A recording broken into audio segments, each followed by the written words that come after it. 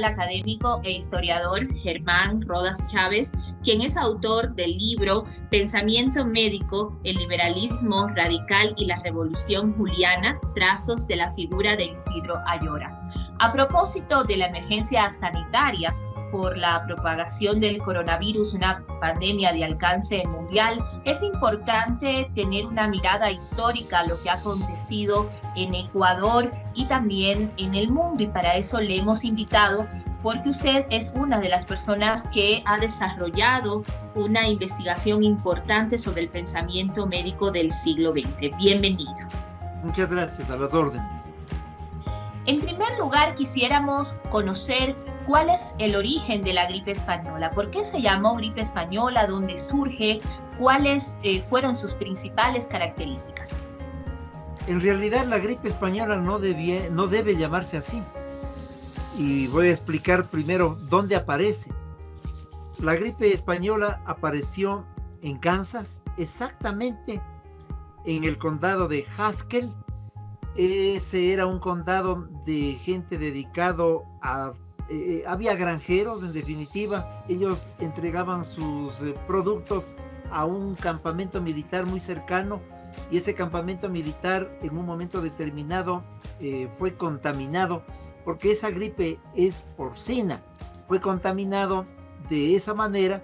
La primera persona contaminada en ese campamento militar se llamó Alberto Hitchell, y desgraciadamente estaban reunidos en un momento específico previo a que esos soldados fueran embarcados y transportados hacia Europa, que se hallaba en plena guerra mundial. Si bien estaban al final, pero se transportaron las tropas y llegaron a la confrontación bélica ya enfermos.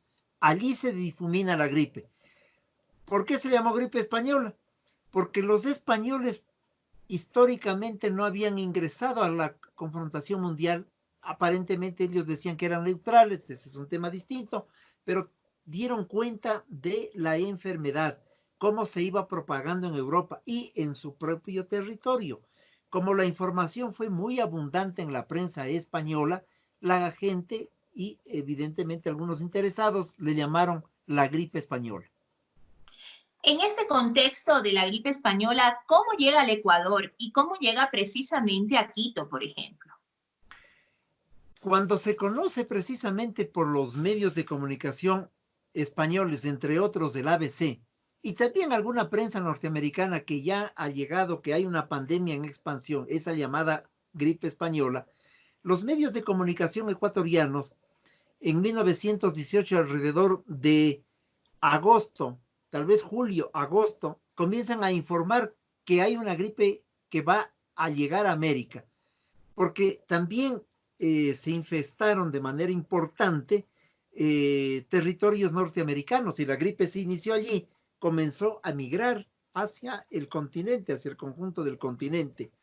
Y entonces en el Ecuador, a través de los medios de comunicación, fueron enterándose que había una gripe que avanzaba hacia el país. Allí, en ese momento, el presidente Baquerizo Moreno, quien gobernaba, le pide al ministro del Interior y Sanidad, José María Ayora, que tome precauciones porque esa gripe va a llegar, de tal manera que comienzan a actuar con una visión profiláctica, pero muy oportuna. Y la casualidad da que el hermano del ministro del Interior y Sanidad era Isidro Ayora. Él era en ese entonces decano de la Facultad de Medicina, y le encargan a él preparar algún plan, alguna gestión pública con el objeto de alertar a la población que llegaba la gripe. Así llegó la gripe exactamente a Guayaquil. Cuando todos esperaban que llegara a otro lugar, la gripe hace su aparición en Guayaquil, lo cual ocurrió el 13 de diciembre de 1918. Pero para entonces ya estaban alertados los ciudadanos en el Ecuador en su conjunto que iba a llegar la gripe. ¿Cómo los alertaron? A través de algo que denominaron cartilla sobre la gripe española. Este es una copia de la cartilla sobre la gripe española, editada en 1918 por la Imprenta Nacional, en cuya cartilla le dicen a la población, estos son los comportamientos elementales que deben ponerse en marcha. Esta Esta cartilla, cartilla, perdón, doctor, ¿fue entregada a las familias? ¿Fue entregada a médicos? ¿Cómo fue la distribución de esta cartilla? esta cartilla fue difundida con enorme, con una visión de entregar a la población, evidentemente a los médicos, pero se entregó a grupos sociales importantes. No olvidemos que el país era un país pequeño y pudo llegar significativamente. Pero hay algo adicional. Con prontitud elaboraron un afiche. Ese afiche ponía recomendaciones y decían recomendaciones de la Subdirección de Sanidad. Este es el afiche que circuló en el país, en todo el país, con una serie de recomendaciones. Entre las recomendaciones específicas que se colocaron en el afiche, era un afiche muy gigante, muy grande.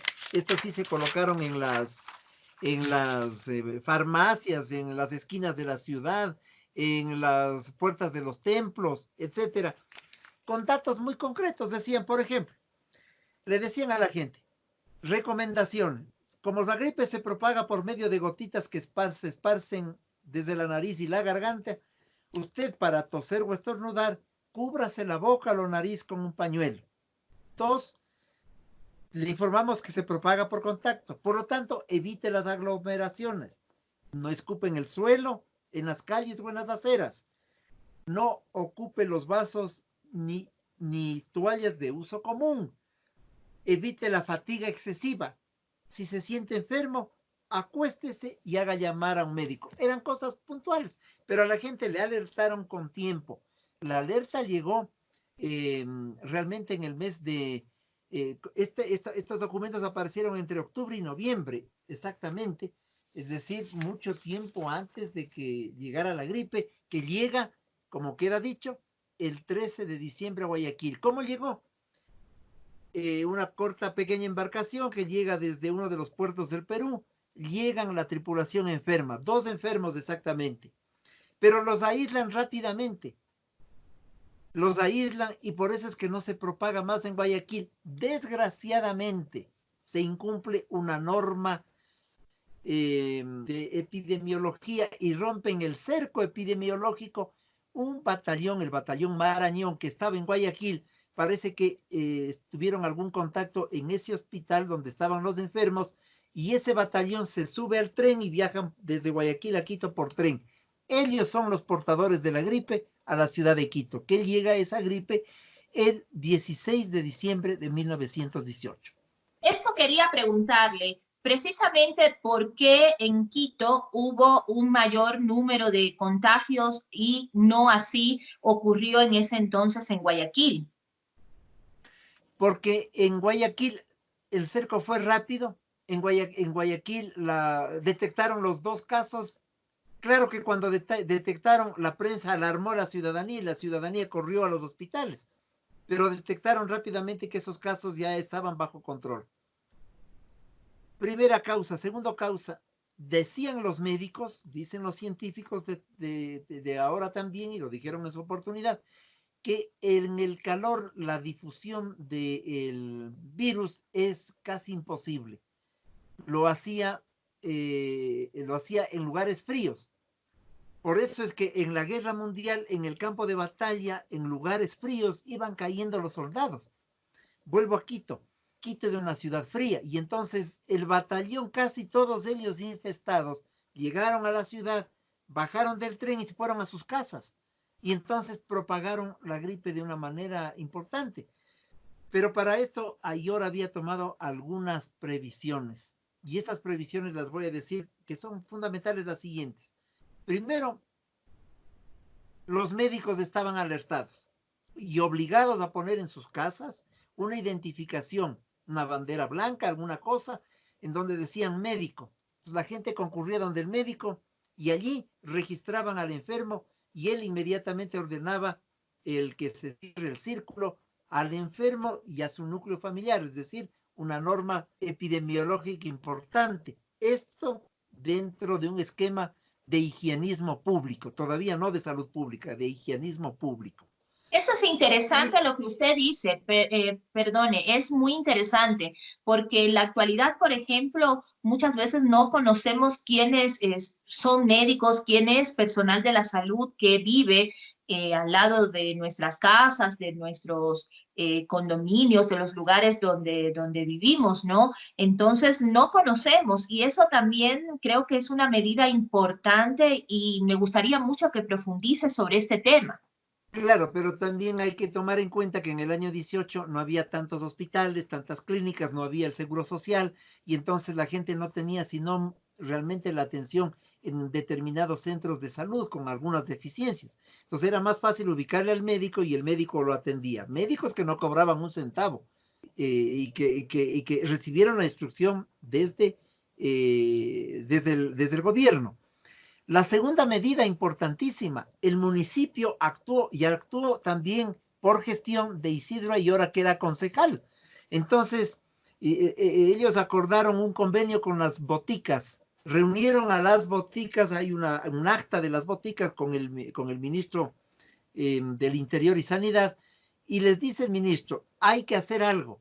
Entonces ellos se comprometen a entregar con la receta médica determinados elementos de limpieza también, el famoso creso que se llamó, un, un, una sustancia para poner en el piso, limpiar. Los medicamentos que eran fórmulas eran preparados, hechos de una botica, no había una respuesta mediante cápsulas o tabletas, sino los preparados farmacológicos. Pero ¿quién pagaba las farmacias? Pagó luego el municipio de Quito, es decir, una protección de un ente público a los enfermos.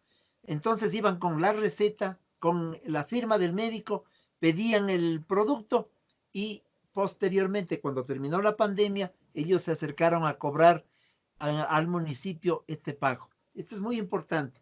Y un tercer elemento que pensó Ayora, pero que no le funcionó bien, era que había que poner comedores populares y lo puso en 3 lugares. El uno donde queda actualmente el hospital nuevo, el hospital militar nuevo, el otro en el centro de la ciudad y uno me parece un poco hacia el sur, por Chimbacalle. ¿Cuál era la idea de allí, de él? Decía, la gente no va a tener alimentación y entonces vamos a preparar comida para que la gente venga, retire la comida y regrese a su casa. Eso funcionó menos bien porque era una experiencia novedosa, pero yo quiero resaltar algo. El pensamiento de Isidro Ayora es un pensamiento de higienismo público, yo lo he denominado de tercer grado, el primer grado en el periodo liberal clásico del 95 al 12, de segundo grado el del 12 al 18 y el de tercer grado, higienismo público de tercer grado con Ayora en el año 18. Luego Ayora, déjeme decirle, se graduará de epidemiólogo cuando ejerce el poder y fundará la concepción de la salud pública. Esto es interesante lo que usted menciona, porque precisamente una de las hipótesis que usted demuestra dentro de su obra, precisamente, es sobre la mirada al higienismo, ¿no es cierto?, de tercer grado en este momento, pero luego cómo es también un punto de partida importante para el ejercicio del poder de Isidro Ayora cuando ya se instaura lo que es la salud pública. Se le puede considerar a Ayora, de acuerdo a sus investigaciones, como el precursor de la salud pública en el Sí, Ecuador. sí. Isidro Ayora es un precursor de la salud pública en el Ecuador. Eugenio Espejo es un precursor del higienismo, en general, del higienismo. No nos olvidemos que en el periodo conservador lo que hay es un asistencialismo y Alfaro en un primer momento rompe esta conducta mediante el asistencialismo público. Yo creo que ese es otro elemento importante, asistencialismo público y luego al higienismo. El número de muertos fueron 185. Los contaminados sí fueron 15,000 y pico, que son en realidad 15,080. La figura de Ayora es fundamental y es histórica. Él se había formado en Alemania. Por lo tanto, él estaba epistemológicamente influenciado por el pensamiento médico europeo que en ese entonces transitaba por el higienismo público. Este es un detalle fundamental en la historia del pensamiento médico ecuatoriano. Isidro Ayora, como fundador del higienismo público de tercer grado y luego de la salud pública, contribuyó fundamentalmente en ese momento para impedir que la circunstancia sea más grave de lo que ocurrió. De tal manera que las normas que nos dio entonces Isidro Ayora son absolutamente aplicables en este momento. Y había dos frases de Ayora que las decía en público. Decía él, porque llegó al convencimiento de que la gripe se desarrolla en lugares fríos, decían esto: duerman y cobíjense, usen muchas cobijas, protéjanse con cobijas. Primero. Segundo, aíslese lo que más pueda del conglomerado social. Lo que estamos haciendo ahora, de alguna manera. Es decir, quédate en casa.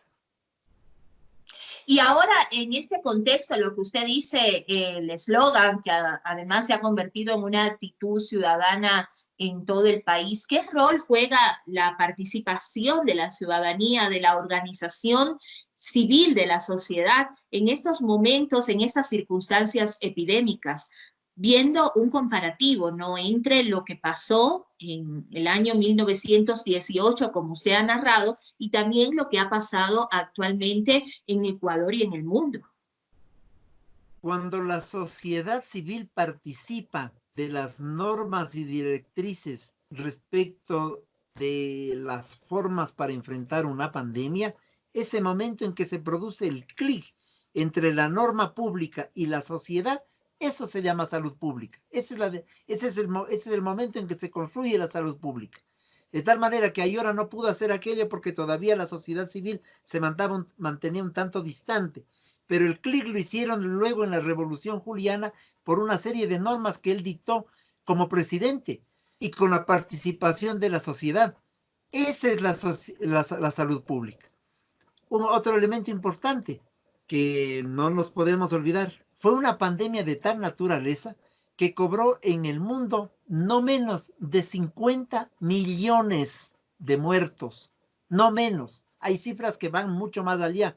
Y se dice que por lo menos 350 millones de personas fueron infectadas. Hay cifras que van más allá, pero se plantea que por lo menos el 25% de la población mundial estuvo afectada por la mal llamada gripe española. Si deberíamos hacer una corrección en la historia, esta debería llamarse la gripe de Kansas.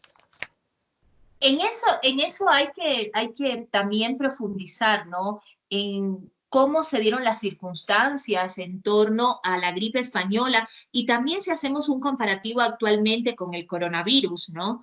¿Qué pasa en el Ecuador y qué pasó en ese entonces? Porque estas crisis epidemiológicas no solo afectan a los temas específicos en salud, sino también en un conjunto de elementos de la sociedad también influye. Eso sería importante que nos pudiera indicar cómo esto es una mirada integral, tanto en su atención como también en las soluciones.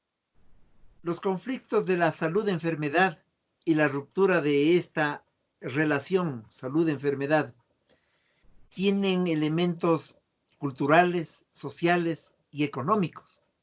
De tal manera que si miramos el contexto, de hecho, hay una afectación a los comportamientos económicos, sociales y culturales. Esto ocurrió con la gripe española. Se devastaron ciudades completas, murió mucha gente, la crisis económica que ya había producido la guerra del 14 al 18 se vio afectada de mayor manera y con mayor intensidad por este fenómeno, y la crisis económica se extendió durante mucho tiempo. Fue uno de los factores para dos elementos: uno, para que la guerra concluyera, ya si bien se estaba negociando la paz en el 18, esto precipitó porque los soldados estaban en los campos de batalla muertos, los norteamericanos, los alemanes, los rusos. Era una cosa pavorosa, pero contribuyó en el tiempo también para la grave situación de economía que luego dio apertura al famoso crash que ocurrió en el año 29. nosotros también estamos viviendo por esta misma circunstancia, digo, en el mundo, nosotros y obviamente los ecuatorianos, una situación de crisis económica. De tal manera que si bien hay que enfrentar la pandemia, hay que tener una mirada global sobre los conflictos económicos sociales y el Estado, para que cumpla el rol de salud pública, atender, hablando con el conjunto de la sociedad, sus prioridades fundamentales de vida. Y entre sus prioridades fundamentales de vida está destinar todos los recursos económicos posibles a atender a los sectores vulnerables y pensar con mirada medianamente objetiva sobre las atenciones inmediatas que hay que producir para que los empresarios no quiebren, para que los sectores más vulnerables no se vean afectados, para que los sectores industriales sigan trabajando, pero sobre todo para que la gente, los humildes, los trabajadores del pueblo, no queden ni en el desempleo ni queden al margen de la realidad económica del país. De tal manera que este es un contexto que solamente permite mirar a la salud y a la enfermedad como un hecho que expresan las características de una sociedad determinada en un momento histórico específico. Muchísimas gracias al académico e historiador Germán Rodas Chávez, pero antes de finalizar, me gustaría que usted, desde su mirada histórica, desde los acontecimientos históricos que ha podido analizar en torno al pensamiento médico ecuatoriano, sí sería importante. Yo sé que la historia hay que mirarla desde una perspectiva, desde un aislamiento también a los acontecimientos, pero sí me gustaría preguntarle finalmente cómo usted, desde su experiencia, pudiera predecir cómo se le recordará al coronavirus en el futuro desde el punto de vista histórico. La gripe española mal llamada la recuerdan como que hubiera ocurrido en España. Yo digo que es la gripe de Kansas.